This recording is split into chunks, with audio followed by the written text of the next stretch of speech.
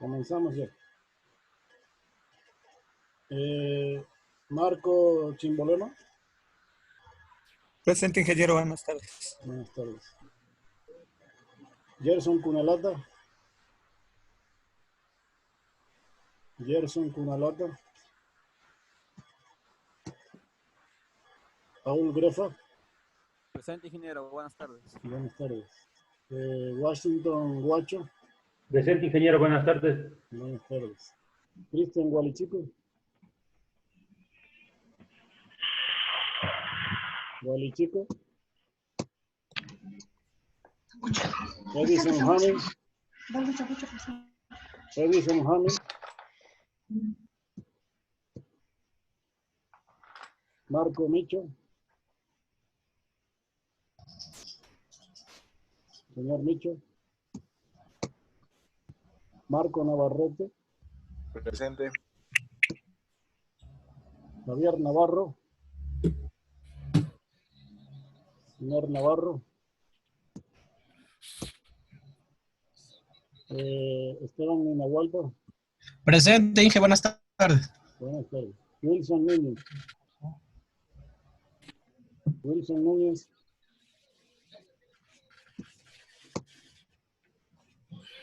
Juan Rangel. Presente. Buenas tardes. Jonathan Torres. Torres. Nelson Vizcarra. Vizcarra.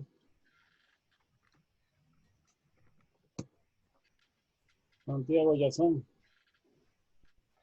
Presente, ingeniero, buenas tardes. Buenas tardes. Bueno, si alguien llega después me dice, voy con el paralelo 2.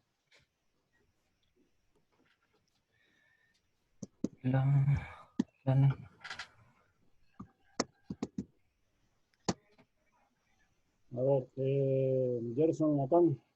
Presente, Inge. Ángel Calo. Ángel Calo, presente, ingeniero. Buenas tardes. Miguel Camoes. Presente, Inge, buenas tardes.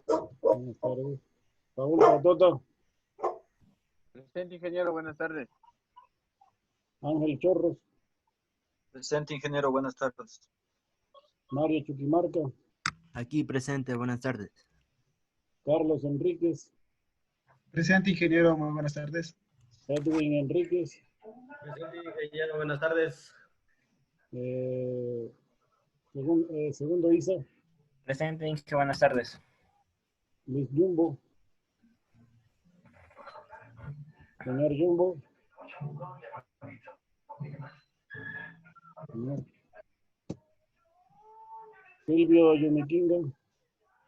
Presente, ingeniero, buenas tardes. Buenas tardes. Juan Logacho. Presente, ingeniero, buenas tardes. Ingeniero, disculpe, Jumbo.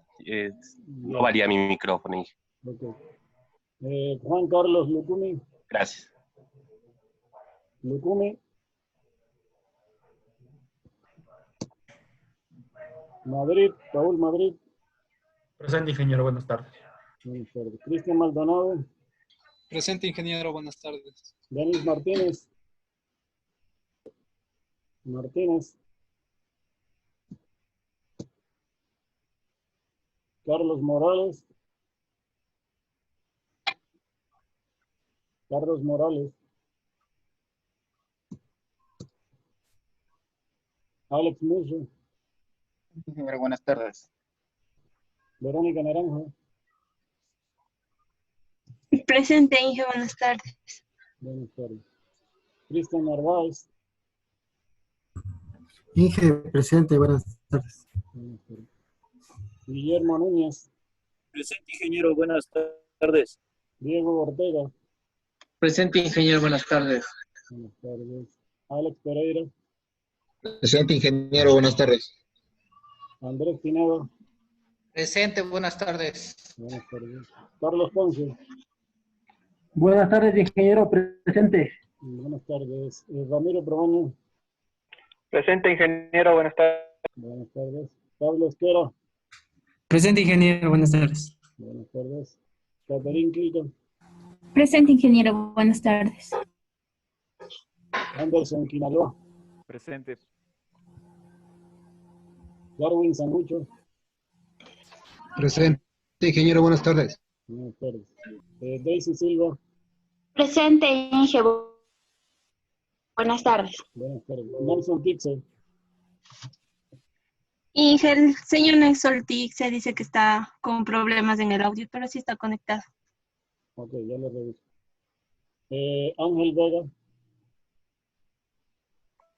Presente, ingeniero, buenas tardes. Buenas tardes. Y Jonathan Vallentimillo. Presente, ingeniero, buenas tardes. Listo. ¿Me falta alguien aquí del paralelo B? ¿Alguien que me falte del paralelo B? ¿No? Martínez, por favor, muy buenos días, ingeniero. Martínez, correcto. Buenas tardes. Ya está, buenas tardes. ¿Qué más?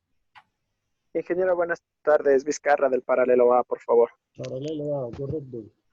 Vizcarra. Sí, muy buenas tardes. Edison Jami del paralelo A, por favor. Ok, Jami. Problemas con...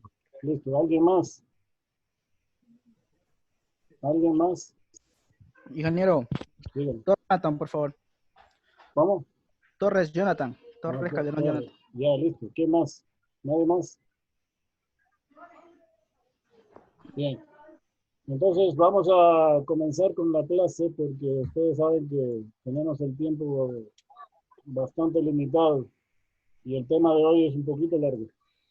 Les cuento. Bien. Deben estar viendo ya en sus pantallas la presentación del día de hoy, que son cadenas de Markov. Es el último tema de estadística que vamos a revisar. Realmente, este tema es un tema largo, no se puede ver con una sola clase. Normalmente en el semestre, cuando ustedes ya lleguen a sexto nivel, lo vamos a ver en profundidad, pero debemos dar los fundamentos, ¿bien? Por lo menos una introducción a este tema de las cadenas de Markov. Realmente entra dentro del grupo de temas de los procesos estocásticos. Nosotros, cuando ustedes lleguen a sexto nivel, y seguramente lo verán conmigo también, vamos a ver estos temas en profundidad. Los procesos estocásticos son procesos de tipo aleatorio, que tienen una amplia utilidad en sistemas de telecomunicaciones e informática.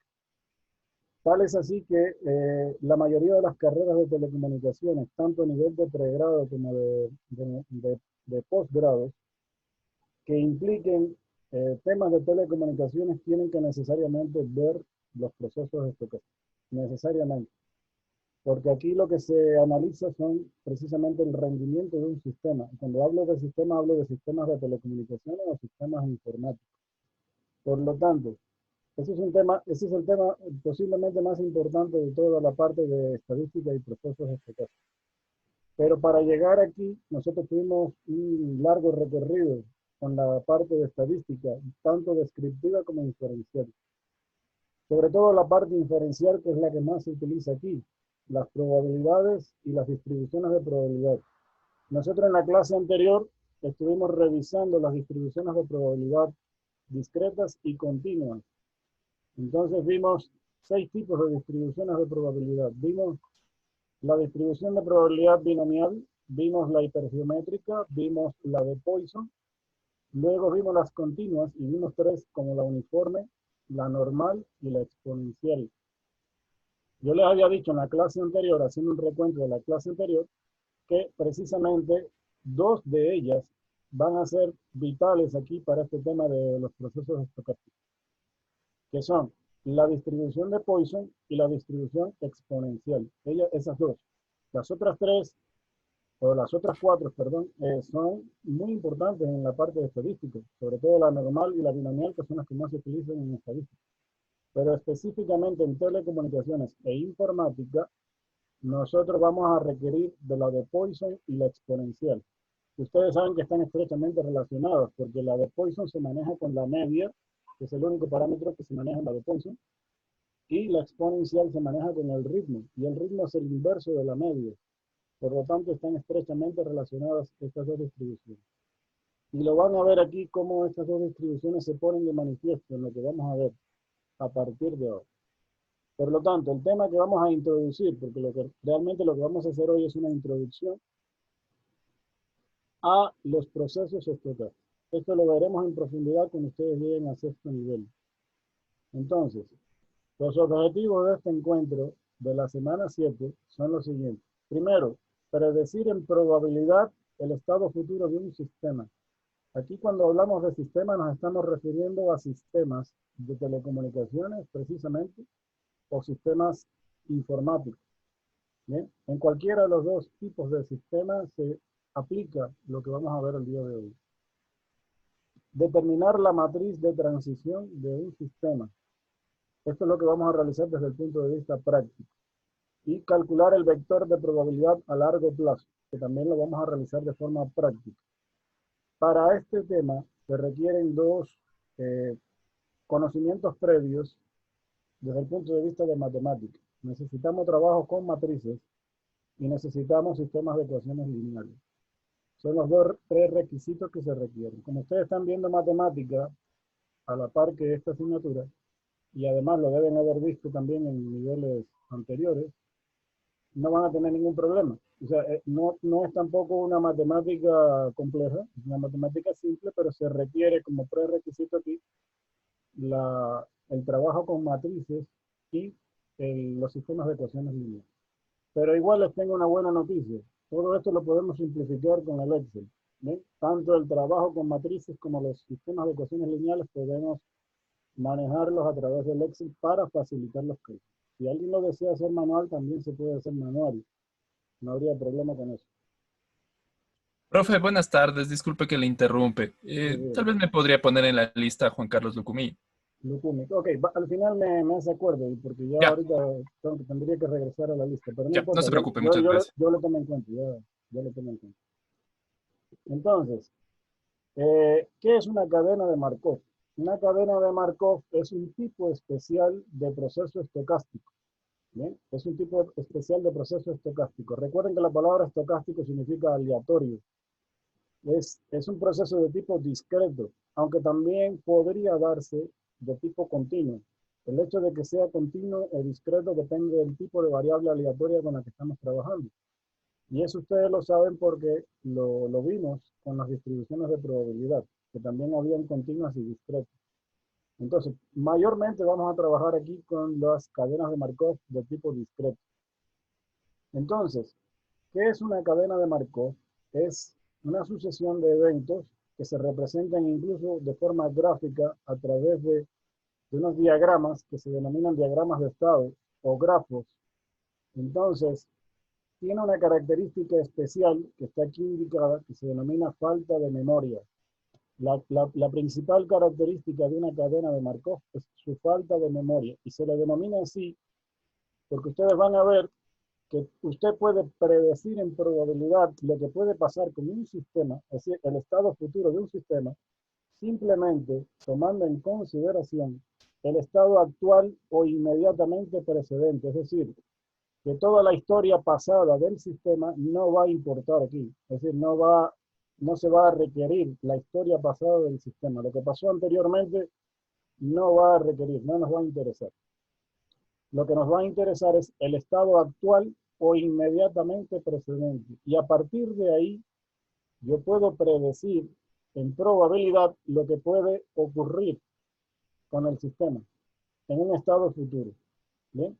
En un paso, en 2 pasos, en 3 pasos o en n número de pasos. Los pasos significan el número de transiciones que van a ocurrir. ¿Bien? Y yo puedo predecir en probabilidad eso. Entonces, aquí lo importante de esta diapositiva es que la propiedad de Markov dice lo siguiente. Si se conoce la historia del sistema hasta su instante actual, sus estados presentes resumen toda la información relevante para describir en probabilidad su estado futuro. Observen. Necesito nada más que la información de su estado actual para poder describir lo que va a pasar en términos probabilísticos con un estado futuro del sistema. ¿Ok? Entonces, aquí está explicado lo que significa la propiedad de Markov. La cadena se llama así en honor a un matemático ruso que fue el que desarrolló todo el modelo matemático que vamos a revisar a partir de ahora.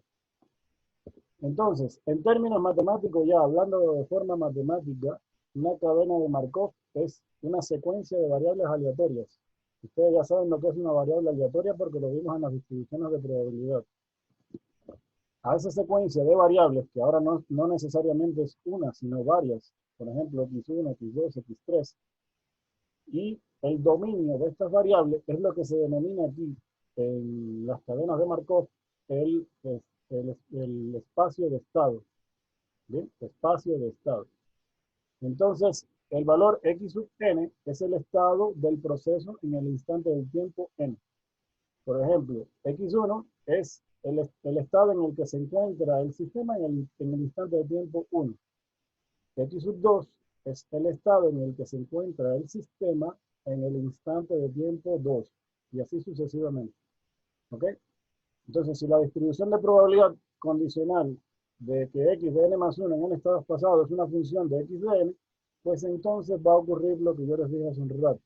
Que lo que nos va a interesar es el estado actual para predecir un estado futuro, como x de n más 1. O en otras palabras más simples, el estado x de n más 1 se va a determinar a partir del estado actual, que es x de n. Eso en términos simples. Entonces, desde el punto de vista gráfico, una cadena de Markov se representa con un diagrama, el que están viendo ustedes en sus pantallas. A esto se le denomina diagrama de estado, o también se le denomina en algunas otras bibliografías como grafo del sistema. Cualquiera de las dos nos sirve, no hay ningún problema. Entonces, con unos círculos como aquí, se va a representar de forma gráfica el estado en el que se encuentra el sistema. Aquí, en este caso, tenemos solamente dos estados, en este diagrama que les estoy mostrando. Pero pueden haber muchos más, n números de estados. Con flechas así como ustedes pueden ver aquí en naranja, se representan las transiciones entre estados. Y cada transición tiene un peso expresado en valor de probabilidad, que se puede dar como número decimal, como número fraccionario o como porcentaje. Ustedes saben que son las tres formas de indicar una probabilidad. Entonces, el peso que está indicado aquí es la probabilidad de que ocurran las transiciones que están indicadas aquí. Por ejemplo, en el diagrama que ustedes ven aquí, esto significa lo siguiente. Existe un 30% de probabilidad de que estando en el estado E, yo permanezca en el estado E, o el sistema permanezca en el estado E. Si estoy en el estado E actualmente, existe un 70% de probabilidad de que pueda pasar al estado A. Estando en el estado A, hay un 60% de probabilidad de permanecer en el estado A y un 40% de pasar al estado E. Eso es lo que significa y de esa forma se lee. ¿Okay? No es difícil, es fácil. Esta parte no hay ningún problema por ahí. Matemáticamente, la propiedad de Markov, que ya dijimos hace un rato que es una propiedad de sin memoria, se representa matemáticamente así como ustedes ven aquí. Esta es la expresión matemática de la propiedad de Markov. No se asusten por esto tan grande, que de todas formas no la vamos a manejar así. ¿Bien? Nosotros vamos a manejar esto de forma matricial. Hay una forma mucho más fácil de manejarlo así, ¿sí? Porque si lo representamos así hay que recurrir a las ecuaciones, a unas ecuaciones que conllevan a las cadenas de Markov, que se denominan ecuaciones de Chapman-Kolmogorov. Y esas ecuaciones son bastante complejas. Para serles franco, son bastante complejas. Por lo tanto, hay una forma más fácil de trabajar esto, que son a través de las de matrices. Hay una representación matricial de procesos estocásticos, que es la forma en que nos vamos a manejar para hacerlo más simple. Entonces, como ya dijimos, en resumen, las cadenas o los procesos de Markov son una secuencia de variables aleatorias. ¿Bien? Y la propiedad de Markov establece que la manera como todo el pasado histórico afecta el futuro del proceso se totaliza completamente en el valor de su estado actual. Es decir, yo no voy a necesitar de revisar todo lo que pasó con el sistema en estados anteriores, en estados pasados. Solamente me voy a basar en lo que ocurre con el sistema en el estado actual y en base a eso voy a predecir lo que va a pasar en un estado futuro. Y lo voy a predecir en valor de probabilidad. Entonces, hay algunas propiedades o características que hay que definir. Por ejemplo, ¿qué es una cadena de Markov homogénea y qué es no homogénea? Homogénea es aquella cadena de Markov que la probabilidad de ir de un estado I a un estado J en un solo paso no depende del tiempo en el que se encuentra la cadena para cualquier valor de n. Por lo tanto, ir de un estado I a un estado J, para ir de un estado I a un estado J, las probabilidades son las mismas. El estado I se considera el estado actual y el estado J se considera el estado futuro. ¿Ok? Entonces, eso es lo que significa I, el estado I y J. Ya eso lo vamos a ver ahora a partir de unos diagramas que vamos a ver aquí. Como les dije, las cadenas pueden ser de tipo continua o discreta. Nosotros vamos a manejar mayormente las cadenas discretas, no las continuas. La continua, que sea continua o discreta, depende del tipo de variable aleatoria que se está manejando. ¿Ok? Pero por lo general vamos a manejar cadenas de Markov de tipo discreto. Entonces, vamos a representar así las probabilidades a partir de ahora. P sub I, J. ¿Qué significa I? El estado actual en el que se encuentra el sistema. J, el estado futuro. P es la probabilidad, el símbolo para indicar una probabilidad. Y el hiperíndice N significa el número de pasos en el que se va a encontrar esa probabilidad. N puede tomar el valor de 0, de 1, de 2, de 3, de 4, etc. Si toma el valor de 0, entonces sería la probabilidad en el estado actual. Si toma el valor de 1, indica probabilidad en un paso. Si toma el valor de 2, en 2 pasos. Y así sucesivamente. Por lo general, cuando toma el valor de 1, no se coloca el hiperíndice. Si quiere, lo puede colocar, pero se acostumbra a no colocarlo. Solo cuando es 0, 2 o mayor, se coloca el hiperíndice. Por ejemplo, aquí, esto significa probabilidad en un paso. No está indicado el 1, pero se asume que es 1 el hiperíndice. ¿Ok? Y P sub I, J a la N significa probabilidad de ir en N número de pasos. Esta es la forma matemática. Como les decía, se manejan a través de una ecuación que se denomina Chapman-Kolmogorov. Realmente desarrollarla como sumatoria es complejo, pero lo vamos a hacer de forma matricial para hacerlo simple. Entonces, lo que viene ahora es lo más interesante, que son las probabilidades de transición. Es decir, la probabilidad de pasar de un estado al otro. Eso que ustedes vieron en el diagrama hace un ratito. Aquí hay una serie de características que deben cumplirse. Primero que las probabilidades, como ustedes saben, y ya lo hemos visto en estadística inferencial, las probabilidades tienen que estar comprendidas entre 0 y 1. No puede haber probabilidad menor que 0 ni mayor que 1. Entonces, eso es lo que le está indicando esta diapositiva aquí. Yo se lo estoy resumiendo en términos simples, ¿no? Para no perder tiempo ahorita leyendo todo lo que está indicado aquí. Pero esta presentación queda para ustedes ahí en la plataforma. Entonces, una característica que tiene que cumplirse es esta. Primero, cada probabilidad de ir de un estado I a un estado J tiene que ser mayor que 0. Y por último, las probabilidades, la suma de todas las probabilidades por cada fila, porque aquí vamos a manejar una matriz, y las matrices se organizan por filas y columnas. Las probabilidades, la suma de las probabilidades de una fila completa tiene que ser igual a 1, obligatoriamente igual a 1, y la matriz tiene que ser de tipo cuadrada. ¿Sí saben lo que es una matriz cuadrada, no? ¿Sí o no? Sí. Bien. Entonces, ¿qué es una matriz cuadrada? Por favor, si alguien me puede indicar rapidito ahí. Número de filas igual al número de columnas. Exacto. Una matriz se denomina cuadrada cuando el número de filas es igual al número de columnas. Eso es correcto. Muchas gracias. Entonces, esas tres características tiene que cumplir la matriz. Aquí tienen el ejemplo de la matriz, cómo va a quedar. Bien. Primero, se representa con una letra T mayúscula, que significa matriz de transición. Se va a representar con una letra T mayúscula. La T mayúscula significa matriz de transición, pero los elementos que forman parte de la matriz son probabilidades. Esto que ustedes ven aquí, P11, P12 y así hasta P1N, son probabilidades. Esto se lee así. P11 significa probabilidad de estar en el estado 1 y mantenerse en el estado número 1. P12 significa la probabilidad de que estando en el estado 1 pase al estado 2. P21 significa la probabilidad de que estando en el estado 2, que sería mi estado actual, por regresar al estado número 1. Y así sucesivamente.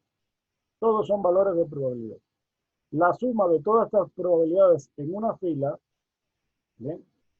Yo tomo aquí una fila y sumo todos estos valores, tiene que ser igual a 1. Por lo tanto, ninguno de los valores que forman parte de aquí de la fila puede ser mayor que 1. ¿Ok? Y si uno de ellos vale 1, significa que todos los demás tienen que valer 0, porque la suma de todos ellos no puede sobrepasar el valor de 1. Esa es una característica de estas matrices. Por otra parte, la matriz tiene que ser cuadrada, ¿bien? Y cualquier valor de probabilidad tiene que ser mayor que 0, es decir, tiene que estar comprendido entre 0 y 1. Esas son características de estas matrices. Seguimos. Aquí, bueno, eso que yo ya le hablé, se explica aquí en esta diapositiva, por lo tanto no es necesario volverlo a repetir. Yo ya me adelanté y le expliqué lo que aquí le dice ya en términos matemáticos, lo que es la matriz de transición y cómo está formada por cada elemento. Podemos ganar tiempo con eso y pasar a un ejemplo. Dice, presten mucha atención al ejemplo porque aquí es donde se puede ver cómo se pone de manifiesto la cadena de Markov. Consideremos una sucesión de elecciones políticas en cierto país. El sistema podría tomarse como el país mismo y cada elección lo dejaría en cierto estado, es decir, en el control del partido ganador. Si solo hay dos partidos políticos fuertes, llamados A y B, los que por lo general controlan el gobierno, entonces podemos decir que el país se encuentra en el estado A o en el estado B.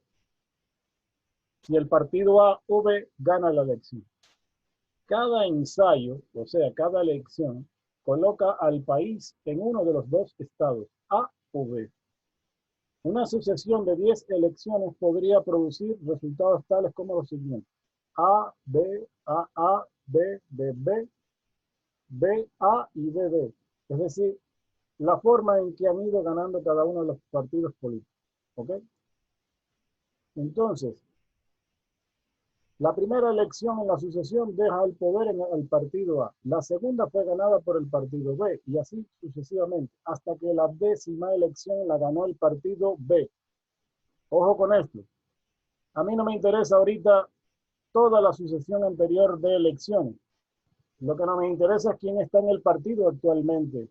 Y en base a eso voy a establecer las probabilidades. Fíjense que quien está en el partido ahora, en el poder, es el partido B. Por lo tanto, el estado actual resume lo necesario para predecir en probabilidad lo que va a pasar a futuro. Es decir, quién ganaría la próxima elección. Supongamos que las probabilidades de que el partido A o B ganen la próxima elección están determinadas por completo, ojo en esto, por el partido que está en el poder ahora. ¿Para qué le dicen esto? Para precisamente aplicar la propiedad de Markov. Es decir, no nos interesa toda la historia pasada, nos interesa quién está ahorita en el poder. Es decir, el estado actual. Y con ese dato del estado actual yo voy a predecir lo que va a pasar en una elección futura. Entonces, se pueden tener las siguientes probabilidades.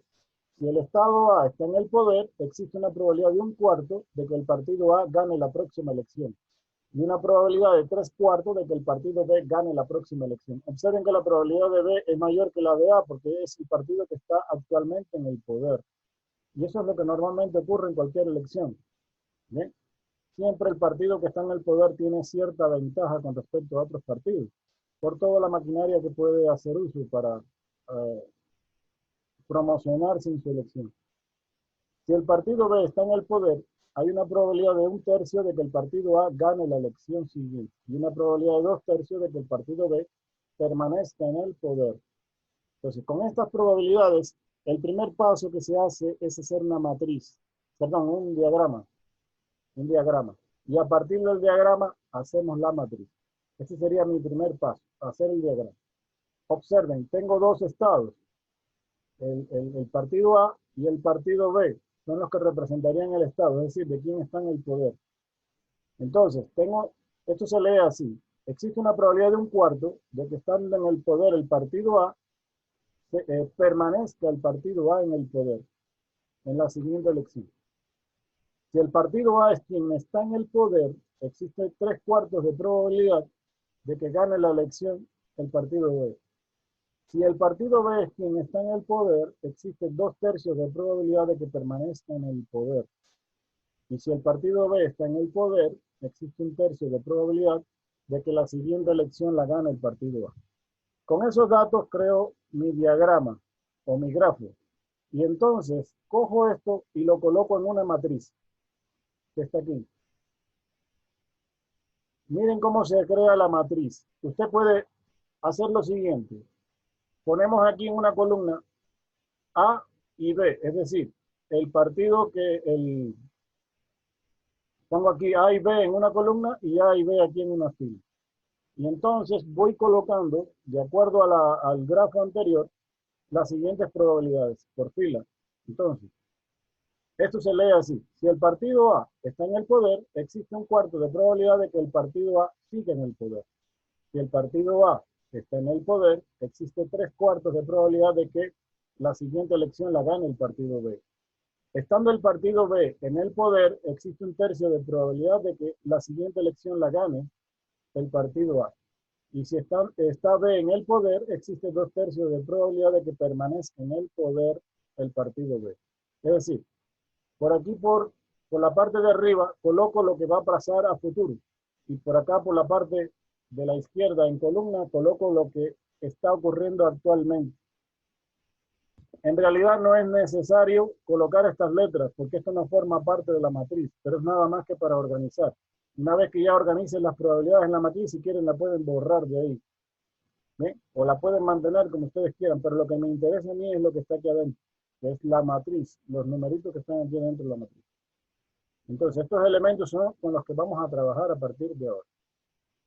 Observen que cumple con todas las características de una matriz de transición. En primer lugar, la matriz es cuadrada. En segundo lugar, la suma de cada elemento, de todos los elementos de una fila, es igual a 1. Observen que 1/4 más 3/4 es 1. 1/3 más 2/3 también da 1. Entonces cumple con todo lo que hemos visto hasta el momento. Aquí están las observaciones, ¿no?, de lo que le estoy diciendo. Cumple con todas las características de una matriz de transición. ¿Bien? Entonces, ese es el asunto. Ahora, a partir de ahí, nosotros necesitamos calcular ciertos valores de probabilidad. Recuerden que el hiperíndice 0 indicaba la probabilidad del estado actual. Cuando el hiperíndice toma otros valores como 1, 2, 3, etcétera, indica las probabilidades en n número de pasos. Entonces, por ejemplo, la probabilidad P sub j con hiperíndice 1 significa la probabilidad de pasar al siguiente estado, ¿bien?, en un solo paso. Si esto toma el valor de 2, serían 2 pasos y así sucesivamente. Entonces, este vector que está aquí, que es la probabilidad con hiperíndice 0, se denomina vector de probabilidad en el estado actual. Observen que es un vector fila, es una matriz fila, pero se le denomina también vector. Un vector de probabilidad. Este es el vector de probabilidad en el estado inicial, en el estado actual. Y este de aquí sería el vector de probabilidad en un solo paso, es decir, en una sola transición. ¿Ok? Y lo vamos a encontrar también en otros números de pasos sucesivos. Ya les voy a poner un ejemplo para que les quede más clarito. Entonces, P sub 0 es la distribución de probabilidad inicial, como ya les dije, y P sub 1 es la probabilidad de que se alcance cada uno de los estados, E1, y así sucesivamente hasta E sub n, después de un solo paso. ¿Ok? Y se va a utilizar esa notación que está ahí. Ahora, ¿cómo se calcula el vector en un paso?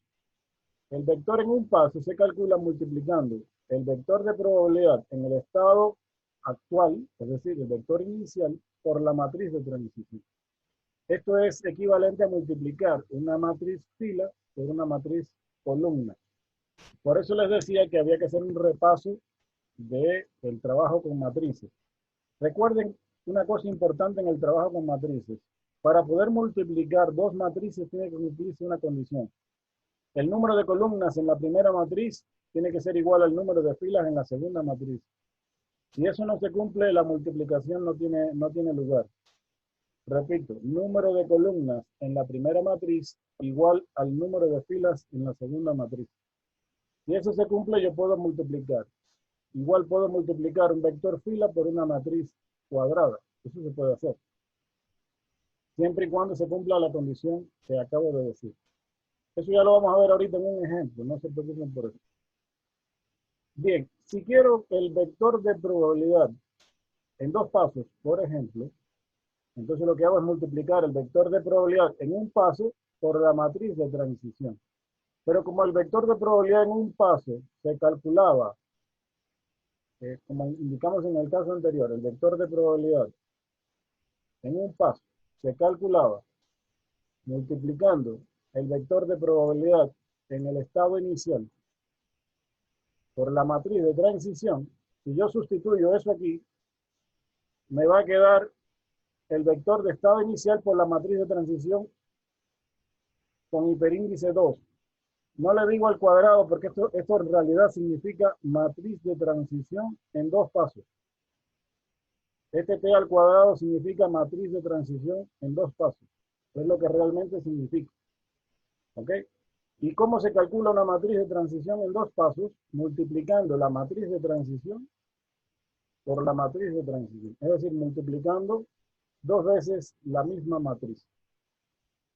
Eso se puede hacer a mano porque la multiplicación se realiza multiplicando filas por columna. Cada fila de la primera matriz por cada columna de la segunda matriz.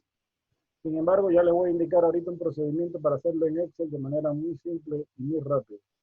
Igual les voy a indicar también el procedimiento en Excel en la clase asincrónica que va a quedar grabada. Bien, y así sucesivamente, como lo hago con el vector de probabilidad en dos pasos, también lo puedo hacer en 3 pasos, en 4 pasos y en 5 pasos. Por ejemplo, si quieren pueden activar el micrófono y me dicen, usted ya me podría decir cómo se calcularía el vector de probabilidad en 3 pasos, siguiendo esta lógica que está aquí. ¿Alguien me podría decir?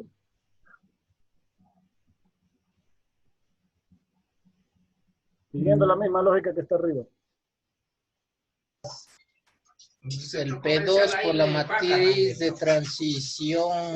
Por la matriz de transición, bien, correcto. ¿Y de qué otra forma lo puedo poner? 0 por T3. Exacto, perfecto. ¿Ve? Ustedes mismos ya me están siguiendo la lógica aquí y ya saben cómo calcular el vector de probabilidad en 3 pasos. Y así pasaría lo mismo con el vector en 4 pasos, en 5 pasos y así sucesivamente. ¿Ven? Ustedes ya fueron capaces de determinar el vector en cualquier número de pasos, porque eso es lo que le van a pedir luego. Bien, vamos a borrar esto para pasar a lo siguiente. Por aquí creo que había un ejemplo. Bueno, esto es lo que ya les estoy explicando en términos simples. No vamos a demorarnos en eso. Esa es toda la teoría del vector en n pasos. Quiero ir al ejemplo este que está aquí. Dice, ejemplo de matriz de transición en m número de pasos. Dice, la variación del tiempo en un día, de un día a otro, se supone que forma una cadena de Markov con la matriz de transición siguiente. Lo que está aquí significa soleado, nublado y lluvioso. Es decir, lo que ocurre actualmente. ¿Bien? El clima hoy puede estar soleado, nublado o lluvioso. Yo quiero saber en probabilidad qué puede pasar con un día futuro, que no sea hoy, es decir, mañana, pasado, de aquí a 2 días, etc. Si está nublado, si está soleado, si está nublado o si está lluvioso. Entonces aquí le dicen, aquí se le explica esto, ¿no? Y le dice, dado que hoy es domingo, vamos a suponer que hoy sea domingo, hoy es sábado, pero vamos a suponer que es domingo. Dado que hoy es domingo y está nublado, ojo, nublado, aquí, ¿cuál es la probabilidad de que el miércoles sea soleado? ¿Qué tendría que hacer yo aquí? Si hoy es nublado, tengo que hacer coincidir con un estado futuro que sea soleado, es decir, nublado, soleado, 0,2. Pero claro, lo estoy haciendo ahorita en la matriz actual, pero aquí me dice cuál es la probabilidad de que el miércoles sea soleado. Del domingo al miércoles, ¿cuántos días hay? 3, ¿no? Lunes, martes y miércoles. Es decir, cada día representa una transición. En conclusión, a mí me están pidiendo una probabilidad, pero una probabilidad en 3 pasos. En 3 pasos. Le voy a hacer lo siguiente rapidito aquí, para que ya tengan un preámbulo de lo que van a ver en la clase grabada. Deben estar viendo ya un Excel en su pantalla, ¿no es cierto? Entonces, ese ejemplito, si ustedes lo vieron ahí en la diapositiva, lo tengo aquí en Excel. Y observen que le pongo aquí en columna lo que pasa actualmente, soleado, nublado, lluvioso. Y lo que está por aquí arriba es lo que va a pasar a futuro, soleado, nublado, lluvioso. La matriz que ustedes ven ahí es la matriz que estaba de data en la diapositiva. Es decir, esta es mi matriz de transición actual. ¿Qué pasaría si yo quiero saber lo que ocurre de aquí al miércoles? ¿Necesito qué matriz? ¿En 2 pasos o en 3 pasos? Pasos. En 3 pasos, ¿no es cierto? 3 pasos. En 3 pasos, correcto. Si la quisiera el martes, sería en 2 pasos. Entonces, yo le voy a decir aquí cómo primero calcular una matriz en 2 pasos y aquí en 3 pasos. Y lo vamos a hacer con el Excel muy rápidamente, aunque se puede hacer a mano también, no hay ningún problema. El Excel tiene una función aquí que se denomina multiplicación de matrices, que se escribe como mmult. Si usted le pone mm, ya le aparece aquí la fórmula. Le da doble clic y le pide, escoja la matriz número 1. Entonces sería esta matriz de aquí. Separe con punto y coma. Y dice, escoja la matriz número 2. ¿Ok? Y escojo la misma matriz, porque voy a multiplicar la misma matriz 2 veces. Cierro paréntesis y doy enter. Bien, ¿por qué me salió un solo valor y no se completó la matriz? Esto ocurre en el Excel 2013. En el Excel 2016 ya no ocurre. Los que tengan Excel 2016, se le va a crear la matriz de forma directa aquí. Ahora, no importa, en el Excel 2013 también se puede hacer. Usted coge y selecciona todo el rango. Lo que pasa es que el Excel 2013 no sabe cuál es el rango que tiene que quedar la matriz resultante. Como usted está multiplicando 2 matrices que son de 3 por 3, el rango de la resultante también es 3 por 3. Por lo tanto, lo que usted hace es seleccionar 3 columnas con 3 filas. Lo selecciona así como hago yo. Después coloca F2, como le indiqué aquí, mire, estoy indicando aquí. Ponga F2 y le repite la fórmula. Y después, a la par, utiliza estas 3 teclas que están aquí. Control, Shift, más Enter. La tecla Control, Shift y Enter y le da la matriz completa. En el Excel 2016 no van a necesitar de eso. Les doy las dos opciones para que los que no tengan Excel 2016. Entonces, ¿qué es esto que calculé aquí? La matriz en 2 pasos, que es multiplicar esta matriz por la misma matriz. Ahora, si quiero la matriz en 3 pasos, ¿qué haría? Pongo igual aquí, repito la misma fórmula, y escojo como matriz 1 la matriz en 2 pasos.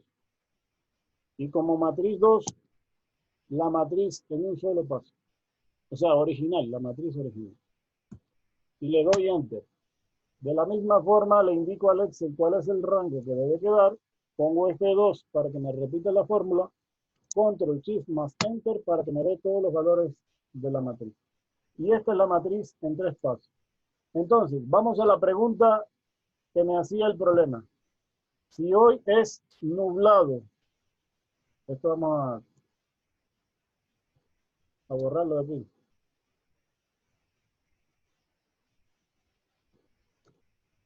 Debería ser así. Si hoy es nublado, ¿cuál es la probabilidad que el miércoles esté soleado? ¿Quién me dice cuál es el valor de esta tabla de aquí? 0.266. Correcto, muy bien. Ustedes mismos ya han determinado cuál es el valor. ¿Por qué? Porque si actualmente es nublado, la probabilidad de que el miércoles esté soleado es 2.66. ¿Qué es lo que hice, señores? Yo estoy diciendo ya que hay un 26,6% de que si sé que hoy es nublado, el miércoles va a ser soleado. Eso es lo que hace una cadena de Markov. Predecir en probabilidad un estado futuro, solamente partiendo del estado actual o inmediatamente precedente. ¿Alguna pregunta hasta ahí? Inge, una consultita, perdón, disculpe. Diga. F2, ¿para qué? Para repetir la fórmula, es decir, para que se repita en la primera celda el valor de la multiplicación. Porque yo Ya, listo. solamente para eso. Bien. Otra preguntita. Dígame. El T3 es la matriz principal multiplicada 3 veces, por eso tomamos la matriz T2 una vez y una, ¿no es cierto? Así es. Ya. Es multiplicar la matriz 3 veces. T por T por T. Muchas gracias. Bueno, eso es básicamente lo necesario hasta ahorita, porque no voy a seguir aumentando más contenido en esa parte, porque realmente no tenemos mucho tiempo. Cuando lleguen a sexto nivel ustedes, pues lo vamos a ver en mayor profundidad. Eso es lo necesario por el momento. La otra parte, de la cual también le voy a dar una introducción, pero solamente una introducción, y así está previsto en el contenido del sílabo, es darle una introducción sobre la teoría de cola, que es el otro tema clave dentro de los procesos estocásticos. ¿Okay? Ingeniero. De esta parte no se preocupen por ejercicio, porque esto realmente, desde el punto de vista de ejercicio, no iría a la prueba, pero sí desde el punto de vista de información teórica. Díganme. El tema mismo que acaba de tomar de la prueba, ¿nos puede explicar cómo va a ser el procedimiento? Porque según tengo entendido es la próxima semana. Sí, ya les voy a indicar, por eso quiero darle unos minutitos para hablar de eso. Ya les indico, si se preocupen. Solamente le voy a dar una instrucción aquí de este tema, porque también está previsto que veamos este tema dentro del sílabo. Pero no lo vamos a ver completo tampoco. Solamente quiero indicarle a qué se dedica la teoría de colas. ¿Ok? La teoría de colas, los objetivos de este tema son los siguientes: definir los conceptos básicos de la teoría de colas, calcular parámetros de desempeño de un sistema, aplicar la teoría de colas a casos prácticos de telecomunicaciones. Fíjense lo que dice ahí, telecomunicaciones. Entonces, lo que vamos a hacer es dar una introducción de este tema. Realmente lo que vamos a hacer aquí es calcular los parámetros de desempeño de un sistema de telecomunicaciones. Ustedes saben lo que es una cola. Una cola es una línea de espera. Realmente es una línea de espera. Todo el mundo experimenta una línea de espera en los bancos, en el SRI, en el registro civil, etcétera, etcétera. Bueno, pues eso también ocurre en los sistemas de telecomunicaciones. Y ya van a ver un ejemplo práctico aquí con una impresora en red, por ejemplo, donde se pone de manifiesto una línea de espera de trabajo sin cola. Entonces, fíjense lo que hace precisamente esta teoría de cola es modelar matemáticamente las líneas de espera. Y cuando yo hablo aquí de línea de espera, es tener clientes en espera. Nuestros clientes aquí no van a ser personas como en los bancos o en los centros comerciales o en el SRI. Nuestros clientes aquí son paquetes de datos. Ojo, paquetes de datos en espera por ser atendidos. Eso es lo que nosotros manejamos aquí desde el punto de vista matemático. Así que los objetivos de la teoría de cola son estimar el tiempo de espera medio en las colas, determinar la capacidad de trabajo del sistema sin que llegue a colapsar. Ojo con esto. Yo puedo, mediante una serie de cálculos, estimar o garantizar de que un sistema no colapse. Imagínense un servidor en un proceso de elecciones, el servidor del Consejo Nacional Electoral, al que en el momento de las 5 de la tarde, cuando todo el mundo quiere ver los resultados de las elecciones, todo el mundo se conecta al servidor. Miles y miles de usuarios conectándose a un servidor. Pues yo tengo que ser capaz de diseñar el sistema correctamente para que no colapse. Y cuando eso no se toma en cuenta de manera adecuada, ocurre lo que ya ustedes saben y que ha ocurrido un montón de veces. Bien, que empieza a colapsar el sistema, se cuelga, los clientes se quejan y ahí vienen los problemas. Entonces, lo que hacen estos modelos matemáticos es precisamente garantizar la capacidad adecuada del sistema sin que llegue a colapsar. O modelar sistemas en los que varios agentes demandan un cierto servicio o que confluyen en el mismo servidor de forma simultánea. Entonces, aquí le explican por qué se genera una cola. Una cola se genera, en términos simples para no cansarles mucho, por el desequilibrio temporal que existe entre la demanda de un servicio y la capacidad que tiene ese sistema para brindar ese servicio. Un sistema que tenga suficiente capacidad para brindar un determinado servicio y atender un número de clientes determinado no tendría por qué generar una cola. La cola empieza a generarse por dos cosas, o porque el sistema no tiene la suficiente capacidad para atender la demanda, o sencillamente porque aumenta la demanda en determinado momento. ¿Okay? La demanda puede superar en determinados casos la capacidad del sistema. Por eso se forma una cola. Entonces, aquí en la formación de colas desde nuestro ámbito, se consideran clientes a las máquinas dañadas en lista de espera para ser rehabilitadas, paquetes de datos, personas, etc. Para nosotros, fundamentalmente, los clientes van a ser paquetes de datos o máquinas electrónicas en espera, por ejemplo. Y les pongo un ejemplito aquí nada más. Dice, en una red de telecomunicaciones, los nodos hacen posible la comunicación al recibir o enviar información. El sistema consiste de un nodo que envía y recibe paquetes. Tiene un buffer para guardar los paquetes que recibe. Se asume que los paquetes tienen una longitud constante de bits y que la capacidad de almacenaje del buffer es de K paquetes. Los paquetes que llegan al nodo para ser transmitidos forman una cola de espera en el buffer. Si un paquete llega cuando el nodo está ocioso, lo transmite inmediatamente. Y si llega cuando está transmitiendo uno, se lo guarda en el buffer detrás de los paquetes que están esperando para su transmisión. Eso que está redactado aquí es precisamente lo que ocurre con una impresora en red o una impresora compartida. Ustedes saben que si yo mando un trabajo a una impresora y la impresora está ociosa, aquí ociosa no significa que es vaga, significa que no está haciendo absolutamente nada en ese momento. Entonces, si no está haciendo nada, no tiene ningún trabajo, pues lo ejecuta de manera inmediata. Ahora, si yo ya está imprimiendo la impresora y vienen unos siguientes trabajos enviados por otras personas que están conectadas en la red, lo que va a hacer la impresora es almacenarlo en un buffer de memoria y los ejecuta una vez que haya terminado con ese trabajo que está en ejecución. Por eso las grandes impresoras de red tienen buena capacidad de memoria para recibir una buena cantidad de información. Las más pequeñas lo que hace es que cuando ya le envían demasiado trabajo se empiezan a colgar. Y entonces toca ir a cada máquina y cancelar otros trabajos que ya estaban en cola. Eso le debe haber pasado a ustedes.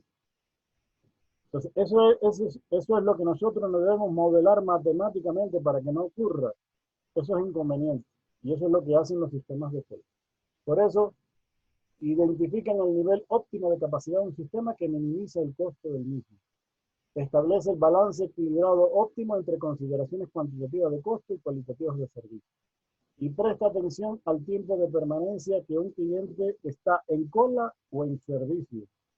¿Okay? Hay ciertos elementos que intervienen en el proceso de colas, como son los clientes, la fuente de entrada y la disciplina de cola. El cliente es todo individuo que va a hacer uso del servicio de la cola y se manejan a través de una disciplina de cola.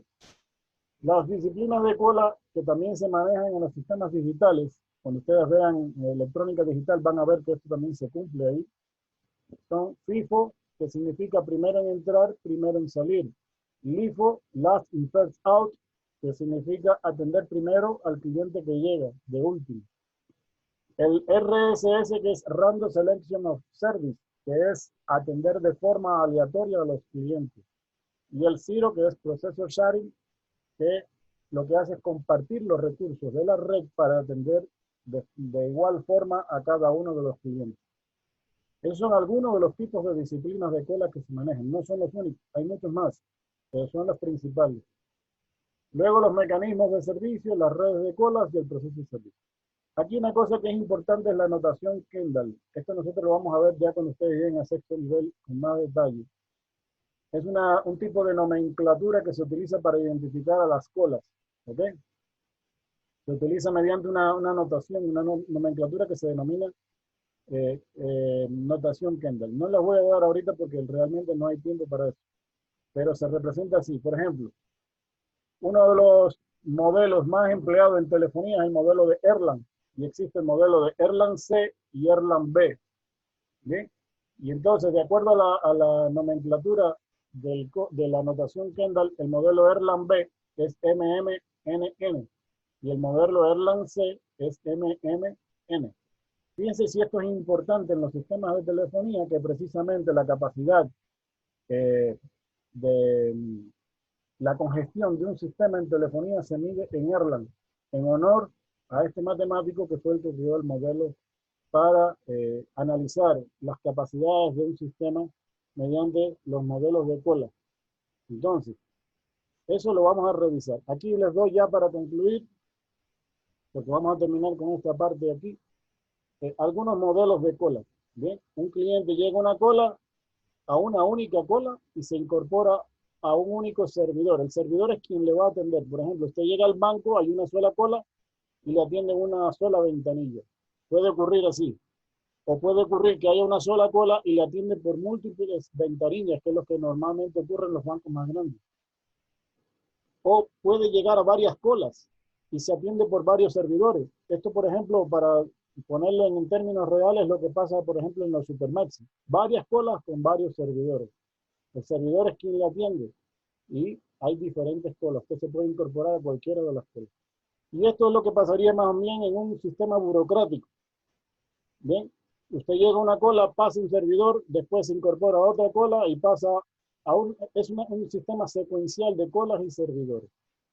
Es decir, que el primer servidor no le resuelve todos los problemas, sino que tiene que incorporarse a una segunda cola y ser atendido por un siguiente servidor. Bien, lo voy a dejar hasta ahí porque esa es la parte conceptual que necesitamos por el momento. Realmente es un tema más complejo, más largo, pero que no es posible analizarlo de ninguna manera en una hora. Entonces, lo que yo he intentado darle es fundamentalmente los temas básicos claves de los procesos estocásticos. Todavía nos queda un modelo estocástico más, que son los procesos de nacimiento y muerte, pero eso no lo vamos a revisar ahorita, sino cuando ustedes lleguen a sexto nivel. Respecto a la prueba, es la semana que viene. La prueba está dividida en dos partes.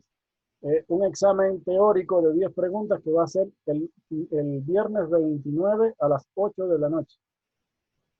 Bien, ahí hay un enlace ya en la plataforma que dice cuestionario del día 29 en la semana 8. Usted ingresa ahí la hora y fecha que está establecida. No puede ingresar antes porque no le deja entrar. Entonces, usted ingresa, realiza el cuestionario y le van a salir preguntas de forma aleatoria. Bien, de opción múltiple. Las respuestas están ahí, usted solamente selecciona la respuesta que es correcta, no tiene que escribir nada. El examen práctico va a ser el día sábado próximo. Bien, nos vamos a conectar a la 1 como siempre. Ustedes, yo les doy una clave para que empiecen a hacer el examen. Ustedes hacen y yo me quedo conectado aquí mientras ustedes hacen. Si tienen que hacer alguna pregunta, alguna inquietud, yo me quedo conectado aquí en el Zoom. Mientras tanto, ustedes ingresan a la plataforma y hacen su examen. ¿Alguna pregunta con eso? Una pregunta, ¿el examen es las respuestas son de selección múltiple? Todas son de selección múltiple, tanto el examen práctico como el examen teórico, todas son. Usted puede hacer uso del Excel, puede hacer uso de calculadora, de tabla, lo que usted quiera, pero no hay que indicar ningún procedimiento, solamente seleccionar la respuesta que es correcta. ¿Algo Gracias, más? ingeniero. ¿Cuántos ejercicios son en el examen práctico? En el práctico seguramente van a ser 2, pero calculando algunas cosas. Por ejemplo, puede ser un grupo de datos donde usted calcule media, varianza, modo, etc. Y otro de probabilidades donde calcule probabilidades, alguna distribucióncita de probabilidad, alguna cosa. Son dos casos prácticos. Listo, gracias, ingeniero. ¿Algo más? Bueno, pues si Y no es hay que nada, dígame. Javier Navarro tal vez estaba sin audio. Ya, Navarro y el otro señor era Lucumi, ¿no? Carlos Morales. Lata, pero Inge. no contesté a la lista. A ver, Morales, Lucumi, Una lata, por favor, Inge. Eso. Cunalata, ok.